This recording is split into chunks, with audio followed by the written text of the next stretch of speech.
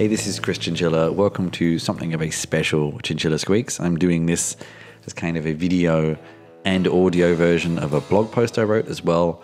I will sort of use the blog post as a little bit of a script, but this obviously gives me a little bit of opportunity to talk in a different way. And on the video version, I'm going to be interlacing some footage from the event I was at as well, which you obviously won't see on the audio version. Why is it a special one? Why is it different? Well, about a week ago, I got back from IT Arena. That's a conference I've actually been to twice before. This is my third one, but it's in Lviv, Ukraine. And it went ahead as normal. Well, not as normal, but it went ahead. They decided to run it about a month before, so the program was very hastily put together. It was typically in an actual arena on the edges of Lviv. This time it was in two venues. An old power station, now kind of event space, and the opera house. So smaller, but still relatively busy. They invited a handful of journalists and speakers from overseas. And for us and some others, they met us in Krakow, in Poland, and then drove us through Poland across to the border. Lviv is just on the western side. So, we knew the risks we were going into, but relatively speaking, and I'm saying this, unfortunately, a week later when the situation has changed somewhat in all of Ukraine, but also in Lviv, which has been pretty safe and unharmed for quite some time until this week as well. And I spoke to some of the people who helped organize the event there, and they've had power cuts and all sorts of things. So I do wish them the best in this time when it's not the best for them. So it feels a bit weird to look back on this event from a week ago where everyone was more optimistic. But still, I will recount things from that moment in time. I think I would like to kick off by saying that I've been to a lot of tech conferences over the years, almost to the point where I kind of got enough of them because they get quite repetitive, they get quite samey, they get quite similar. You hear the same pitches, the same conversations over and over again. But I still like going. I like to meet people. I like to go to new places. And then you get the occasional kind of rough in the smooth of those things from those events that really stand out to you and that make it worth going to in the first place.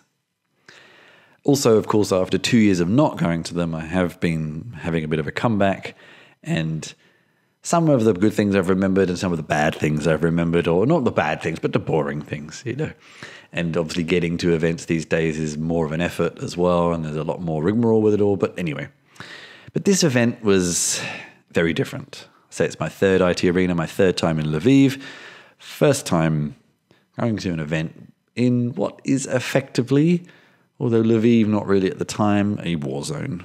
The edge of a war zone, granted, in Lviv's case, still felt relatively safe, but there were air raid sirens, there's lots of people in army uniforms, there's sandbags and padding around buildings, there's all sorts of things to show that something is happening, but less so there. There's a curfew, but not a very late curfew, etc., etc. Crossing the border, it took some time. It was just a little bit tedious, especially us with European passports. It wasn't a challenge. People keep going backwards and forwards, take your passports, ask you questions, they come back. It's always a bit nervous when you give your passport to somebody. And I noticed when I got mine back, I'd been to Odessa last summer, and they'd very neatly put the stamps right under there, almost like a kind of good to have you back. Hopefully. I don't know if that was the way it really meant, but that's the way I interpreted it. It's also quite noticeable when you cross from Poland into Ukraine. The roads go from kind of modern dual carriageways to these very narrow roads. I did actually drive around that area a few years ago, I think about 2017, and the roads had actually improved quite a lot, but they're still narrow. And you do notice the difference with traffic. Although the last time I did see women on horse and carts, ostensibly women, this I did not see so much this time. But so the still quite small roads, you see the countryside on either side is quite barren and empty, but it didn't feel as rough as 2017. And this is something that came into my mind many, many times, that to think that the revolution in 2014 was only 8 years ago, and the country, despite still feeling quite poor, come a long way in a relatively short period of time. And I think this feeds a lot into what's happening now and the resilience that the population finds. They've been here before. They've had to put up with this kind of situation in varying degrees for some time. They are resilient and brave and resourceful. Also along the road, and I had to look up the name for these, and now I've found it, these Czech hedgehogs, these kind of metallic and sometimes wooden, I think, crosses, like this crosses, for anti-tank. They haven't been used yet, and not in Lviv anyway, but they suddenly made a lot of them. When we arrived into Lviv, I think the first thing that hit us was it's dark. Apart from in the main area, a lot of the street lights are turned off. I don't know whether to save money or to be less of a target, I'm not sure. And we got there about 7:30, so it's very, very busy post-work between then and the curfew at 11, as we discovered, because restaurants and bars close at 9 or 10, depending. So lots of people are trying to do as much as possible in that time. And we found the same thing. You're always sort of racing to find one of those places that's still open, or ones that open an hour later, so you can have something to eat and drink before having to get inside. And that to say, like the hotel bar, for example, was going all night. It was quite popular, shall we say. As we came back, we saw on Svobody Avenue, I'm not sure how to pronounce that, a musical duo, a young musical duo, and people dancing. Hopefully you'll see the footage here if you're watching the video version of that. And apparently this happens every night now. People play there until curfew and then everybody goes home.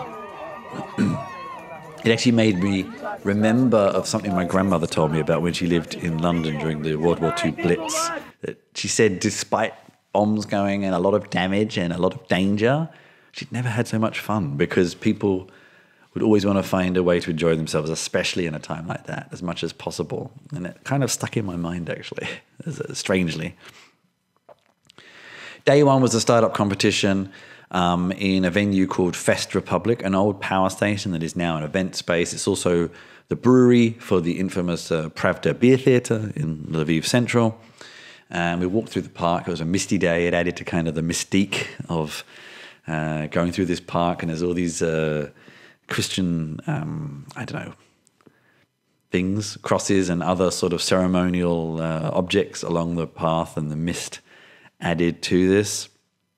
The pitches were all in English. It was interesting because, as opposed to a lot of the other things throughout the event where it was very different topics, and this is something we'll get to soon, like the content of IT Arena was so different from, well, this year is so different from any other event I've ever been to, which was interesting. It was a challenge. We'll come to that later. I'm getting ahead of myself. The pitches were a little bit more in the traditional realm of tech conferences, especially pitch events. I think the ones that stood out to me were the ones that tried to do something useful to Ukraine's current situation, but have an eye on international expansion. So most of these were healthcare.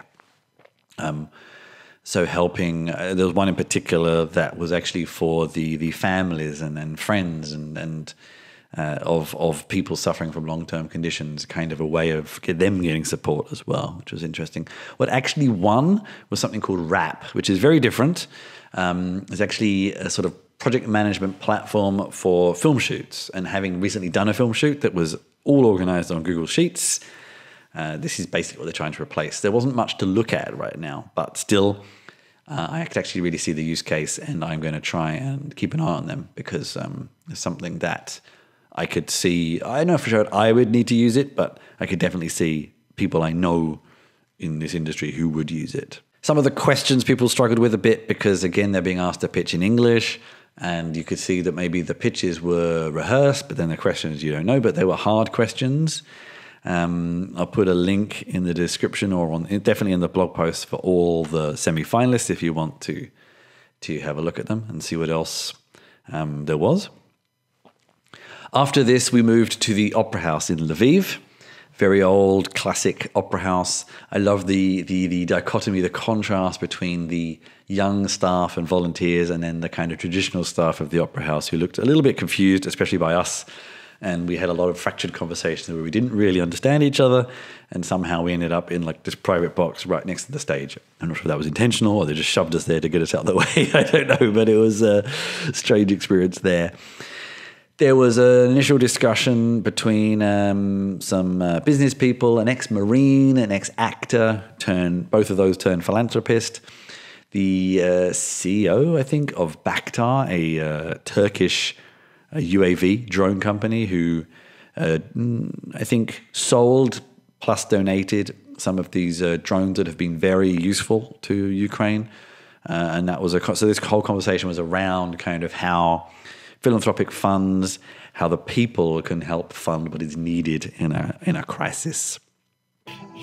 Then came a concert from Antitila, I think, a Ukrainian band, apparently like Ukraine's second most popular band. I don't know who the first are. They've also, they did a remote performance, I think, with Ed Sheeran, although maybe it actually was in person. There's a photo of them together, so I'm not sure. And they used a lot of the footage they had been taking in their time serving in the conflict zones, in the busier conflict zones, and were projecting it behind them as they played, which was quite interesting. And you could see people were a little bit surprised to see them. They hadn't played for a while, obviously, and you could see people singing along. They were in an opera house. They weren't really sure how wild to go, shall we say. Day 2.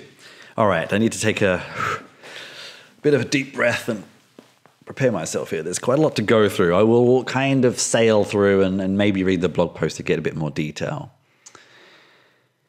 The first talk was around how government, society, and technology work together, especially in a situation like this.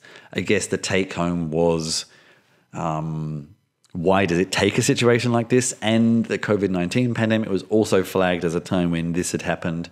And will those learnings be continued after the crisis point? So there was a couple of recurring themes. One was that Ukraine is currently mostly an outsourcing destination, but fast becoming a startup source as well. I don't know, founding source. And they kind of want to change this to switch in that favor moving forward. I don't know if that's necessarily a good idea, especially at the moment in the kind of current economic situation, but that's what they're going for. And in all of those instances on the outsourcing and the startup world, the ways that companies had to adapt and their clients had to adapt to what was going on. They rapidly had to relocate staff to safer destinations. Again, a lot of practice here from during the COVID pandemic. And also assure clients and talk to customers that there may be a change in service. And largely everybody was supportive of that. There was also discussions around how they adapted to some of the external contributions, so like Starlink. I know now, again, talking in this current week, Starlink has been letting them down a little bit, and there's some controversy over that. But also things like devices, weapons devices and other devices coming in from countries where the local population has no real training in using them and having to get that training somehow.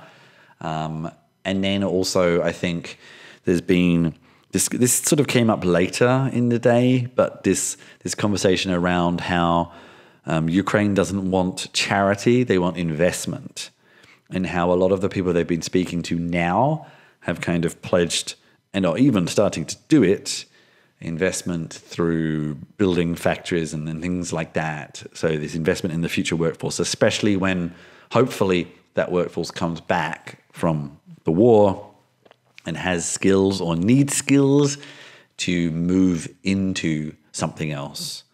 And this has always been a difficulty with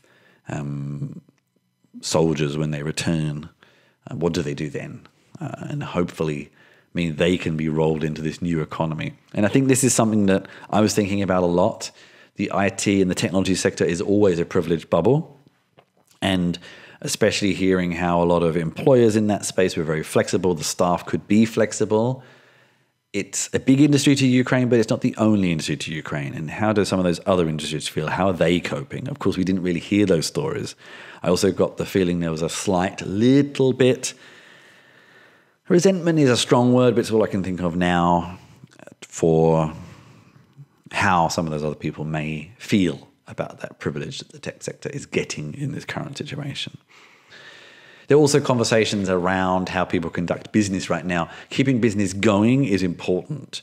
The government and the army and the armed forces need things from people and industry, but the industry needs to keep going as well, or there is no money to pay for anything. And how people who can conduct business in this time, and especially what was talked about a lot was this aspect that we witnessed ourselves to a certain point, to go and have a meeting somewhere can take around 3 days of getting there and back because of the extra delays at the border. And men, and most of this applies to men here, are allowed to leave the country for 7 days. And this is fine to get to and from Europe, but not to go further afield. And there's discussions about whether this should change or not. The next talk was something more of a kind of history deep dive, a recent history deep dive, I suppose, insights from the Russian cyber attacks against Ukraine.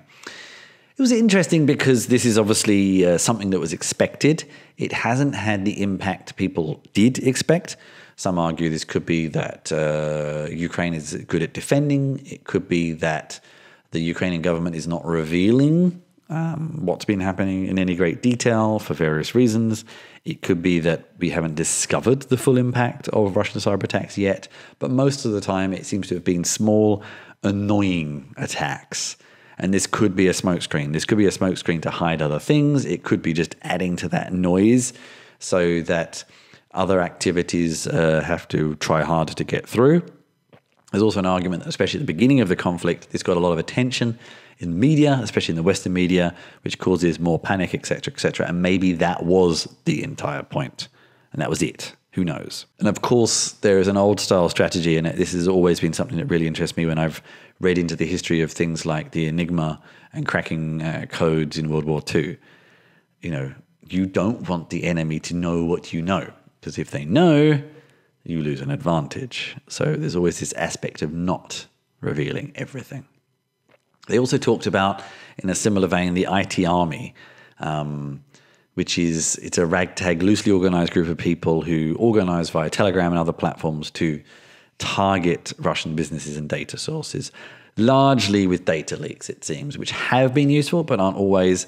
Someone was asked, a sort of representative from the state, what do they think about them? And they gave that very non-committal response that I could not possibly support nor condone them. Possibly implying that they might have used their services for things, but they could possibly comment. He likened it actually to the Spanish Civil War, and a lot of people signed up, and a lot of people around the world have been doing the same with the IT army. And he wondered if, it's because Ukraine is identified more as a democracy to these people. Hard to say. I actually looked at somehow signing up for it myself, but I realized I'd probably need to be able to speak Russian, which I can't. So I don't know how useful I would have been. And then we come to one of the last talks of the day, and the one that really got me thinking a lot. There's a lot of discussion, subtext discussion around weapons. And I think as a pacifist, you obviously hear about wars, but until you actually are inside a place that is in war, you don't really realize the cold, hard reality of what war is. And this sounds naive, but I would probably assume that many of you listening and watching would feel the same. You don't think that really fundamentally it all comes down to destruction and death. That's what you have to do to win. We think that the future of war might be remote operators flying drones in and out, and to a certain case that is happening. But there's problems around that. There's some interesting discussions around the ethics and the mental health impact of what that might mean if that is the future of war. Someone who becomes so disconnected from the fight itself, they don't really realize what they're doing. And this is problematic in itself. But also it seems we're not quite there yet anyway. War still is about inching, literally quite a lot of the time, back and forth on territory.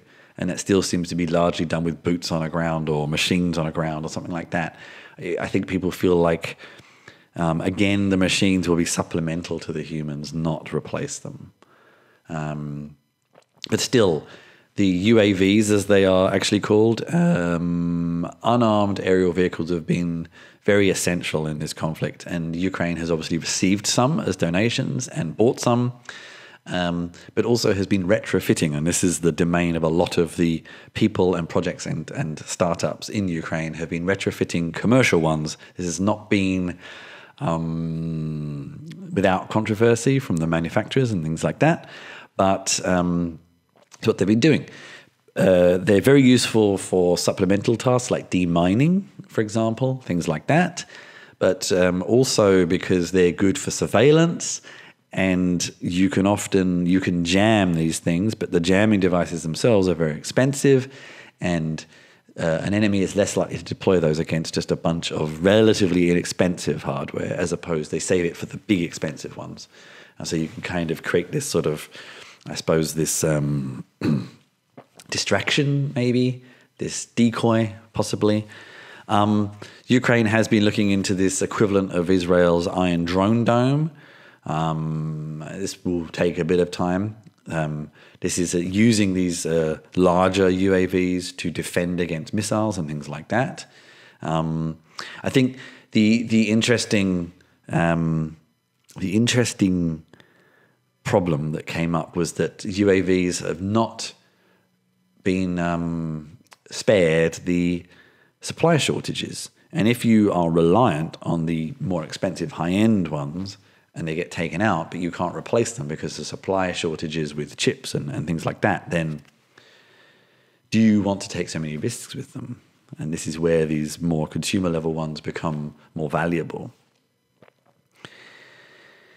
So I think a lot of people started talking about, will Ukraine be a source of these in the future? There was some discussion that Bakhtar will open a factory there in the near future. A lot of the operators have been trained by overseas experts, so they now have a lot of skilled UAV operators in Ukraine. So will it be a future industry for them? Who knows? That's something that we will find out, I guess. So to summarize, I've thrown in a few snippets here from my kind of daily diary that gives a little bit more of my feelings at the time, which will overlap, of course. There were still people pitching at me, still people asking me for LinkedIn details and things like that in amongst all this deep discussion, which felt weird. It felt very strange to me to have these sort of light conversations in amongst these deep ones. I think I alluded that a little bit earlier with, people still need to have a life. And someone said something, I don't know who said it, but you're thinking about nuclear war at the same time as thinking about sending your kids to school. In this aspect that life must go on. This came up time and time again. Business needs to go on. Economy needs to go on. Life needs to go on. Otherwise, what are you fighting for?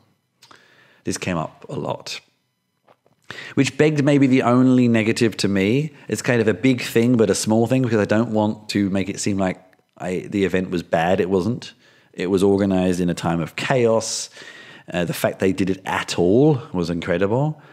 But I was always hearing stories from in the audience, but also actually some people who came with us on the bus from Poland, from women.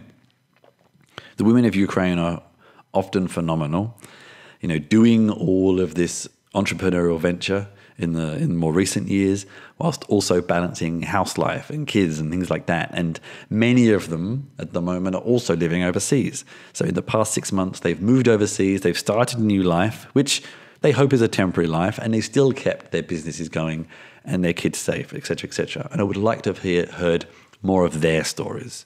There were not very many women on stage at all, and a lot of the women of Ukraine involved in tech have amazing stories, and I would like to have heard more of those.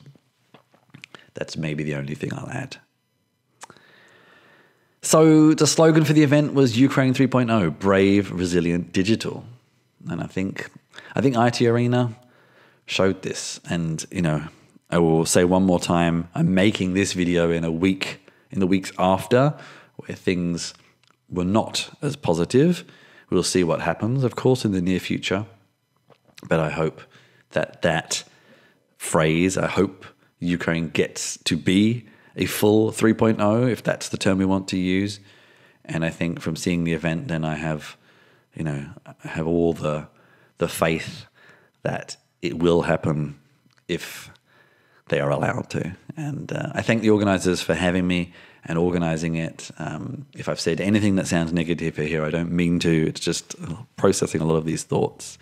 And thank you very much for watching me. Thank you very much for listening to me. Have a read of the blog post too. Have a look at all the links to the people I've mentioned to support them, to really get to know the feelings of people on the ground as opposed to the overseas media outlets. And I think I'll be featuring more people who I met whilst I was there over the coming weeks and months. So it was an experience. It was a very new experience for me. I don't know if I'll do it again. Who knows? But it was an amazing experience. And again, thank you to our IT Arena for doing it. And thank you to everybody I met. And thank you for having me.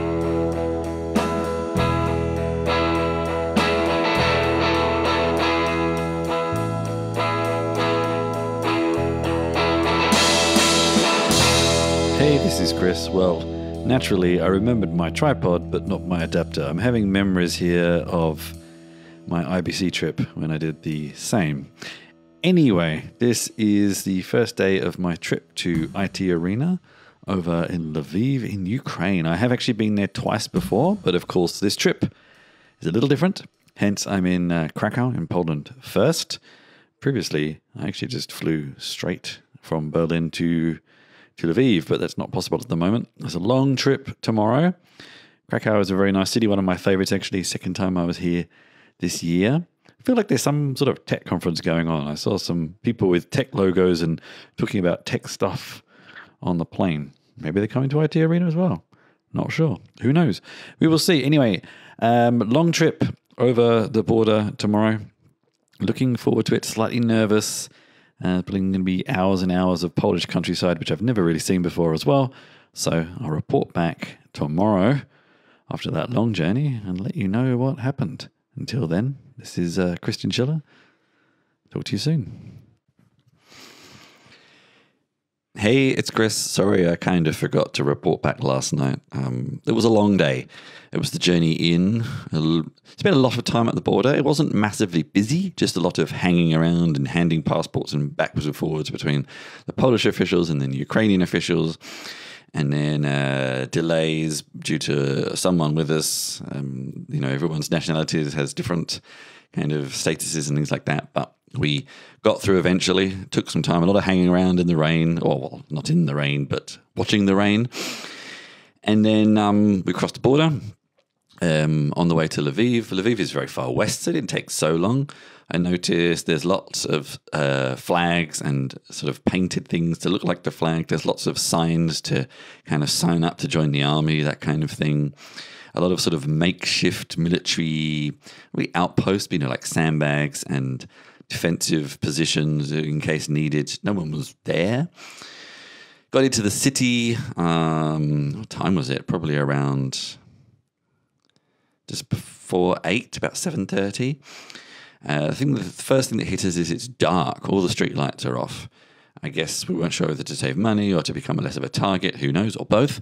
But very lively. There is a curfew at 11 p.m. and most restaurants and bars start closing at 9, 9:30, 10. So I guess people get out of work and they're doing things as quickly as they can.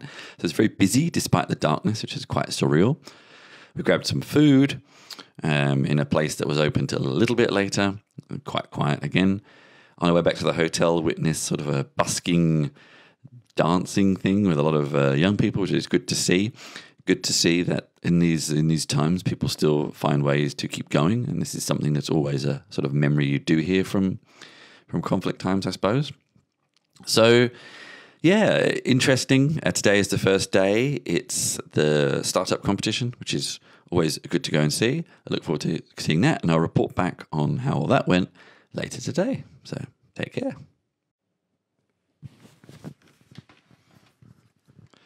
All right.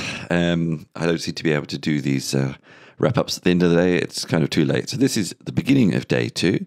And I want to talk a little bit about day 1 at IT Arena. It was a startup competition in quite a cool place over on the outskirts of Lviv. I think someone said an old power plant, maybe. Now, It's one of these sort of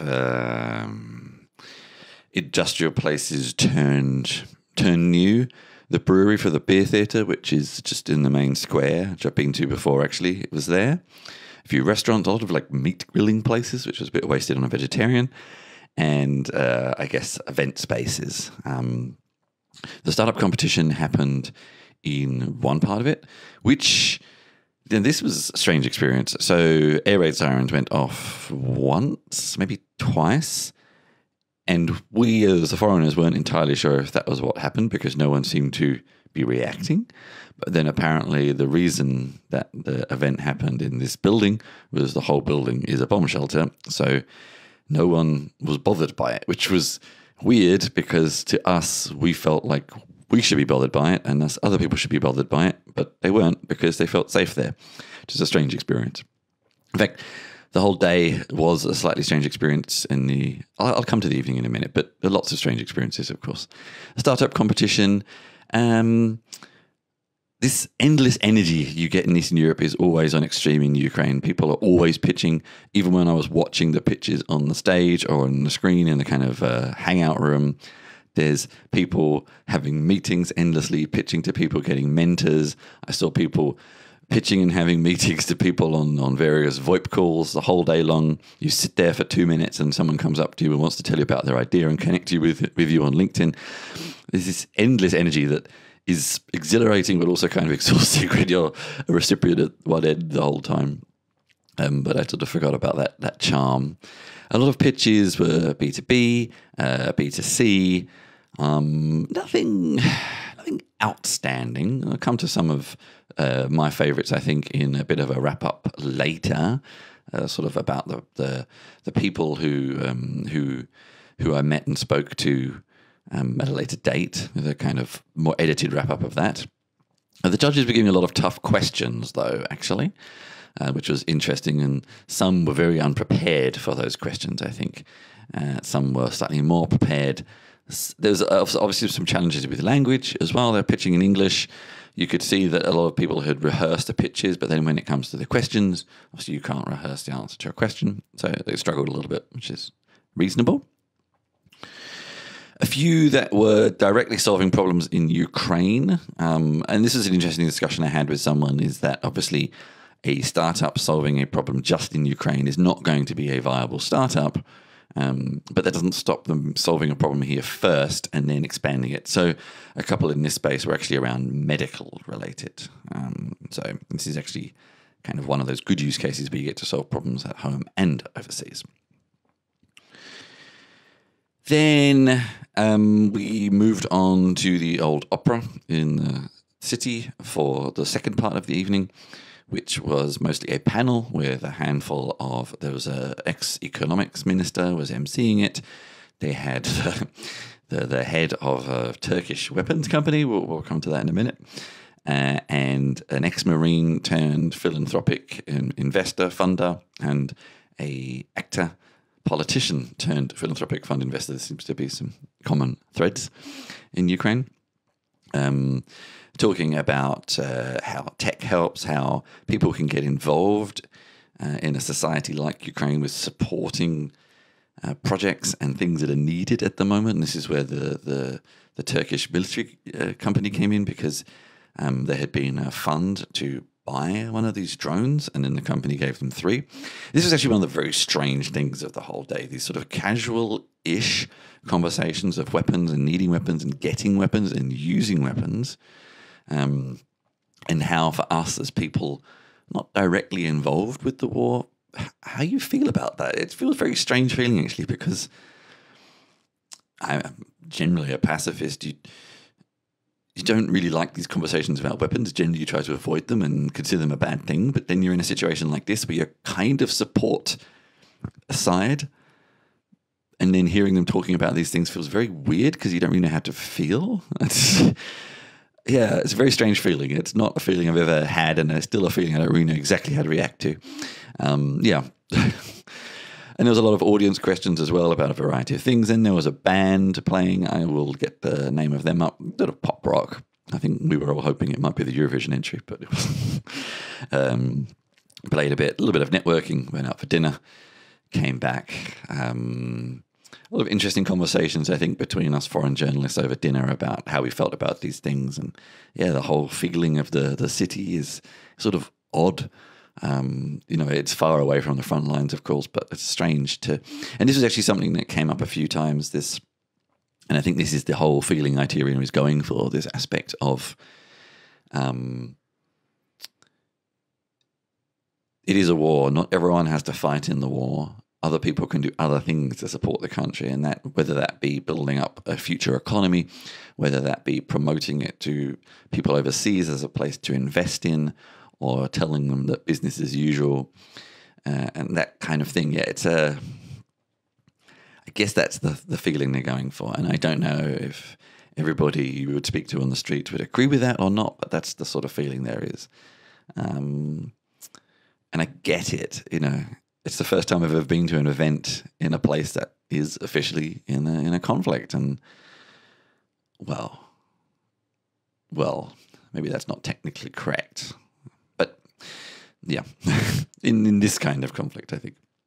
But, yeah, so my feelings are still formulating. This is just kind of a daily diary. We'll come back to a roundup later, I think. So that's my roundup of day 2 for now.